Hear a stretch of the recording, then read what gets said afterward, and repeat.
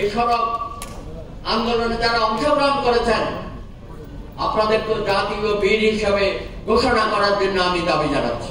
এই আপনারাই কিন্তু পরবর্তী পর্যায়ে অনেকেই কোটা সংস্কার আন্দোলনে সমৃদ্ধ হয়েছেন। আপনারাই আবার সর্বশেষ এই জুলাই আন্দোলনে সামনের কাতারে দাঁড়িয়ে বুক পেতে দিয়েছেন বুলেট এবং গুলিকে উপেক্ষা করে। আজকে আমাদের ফ্যাসিস্ট পালিয়ে গেছে, কিন্তু সরকারের যারা দায়িত্ব নিয়েছেন গত 1 বছরে এইসব বিষয়ে তাদের কোনো মনোযোগ আছে বলে আমরা মনে করি। আপনাদের সাথে কোনো আলাপ আলোচনা হয়েছে কিনা? নিরাপদ সড়ক ফাউন্ডেশনের নেতা আছেন এখানে, এইসব ব্যাপারে তাদের কোনো সুনির্দিষ্ট এত কমিশন হয়ে গেল। ইউনূস সাহেব, কমিশনের কোনো অভাব নাই। আপনি সড়ক পরিবহন নিয়ে কিন্তু একটা কমিশন করলেন না, আপনি একটা করলেন না শিক্ষা ব্যবস্থা নিয়ে, শিক্ষা কমিশন। আমাদের ভবিষ্যৎ কি? এই আন্দোলনের পরে আজকে স্কুল কলেজ বিশ্ববিদ্যালয়গুলোতে কি পরিবেশ বিরাজ করছে? আমরা তো একটা নতুন বাংলাদেশ চেয়েছিলাম। আমাদের ছেলে মেয়েদেরকে আপনারা কাজে লাগাবেন, বিভিন্ন জায়গায় তাদেরকে স্বেচ্ছাসেবী হিসাবে দায়িত্ব দেবেন। প্রয়োজনে যারা পাশ করে বের হয়েছে তাদেরকে চাকরিতে নিয়োগ দান করবেন। কিছুই করতেছেন না আপনারা। তাহলে কি হইল? ফ্যাসিস্ট সরকারের পতনের পরে আমার ছেলে মেয়েদের ভবিষ্যৎ কি?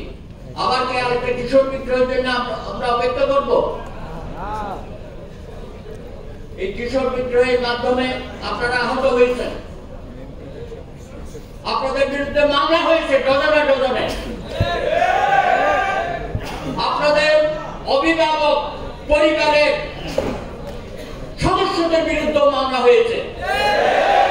দিনের পর দিন কোর্টে হাজিরা দিয়েছেন, বেল পর্যন্ত দেয় না। প্রয়াত ডক্টর জাফরুল্লাহ চৌধুরী আপনাদেরকে কারামুক্ত করার জন্য কোর্টের বারান্দায় ছুটে গেছেন, নিজে দাঁড়িয়ে ওখানে নিজে আর্গুমেন্ট করেছেন বিচারকের সামনে। এগুলো আমরা ভুলে যাই নাই। আপনাদেরকে নিয়ে অনেক তামাশা করা হয়েছে সরকারি দলের পক্ষ থেকে। আপনারা হলেন আমাদের অত্যন্ত সম্মানের কিশোর। আজকে অনেকেই যুবক তরুণ। আমি মনে করি আপনাদেরকেও এই সরকারের উচিত এই কিশোর বিদ্রোহে বা এই সড়ক আন্দোলনে যারা অংশগ্রহণ করেছেন আপনাদেরকে জাতীয় বীর হিসাবে ঘোষণা করার জন্য আমি দাবি জানাচ্ছি। এটা না করলে পরে আগামী দিনে আমরা তো ভাই গত 17 বছর মনে করেছিলাম আমাদের দেশের ছাত্র সমাজ নাই, তরুণ নাই, সব নষ্ট হয়ে গেছে।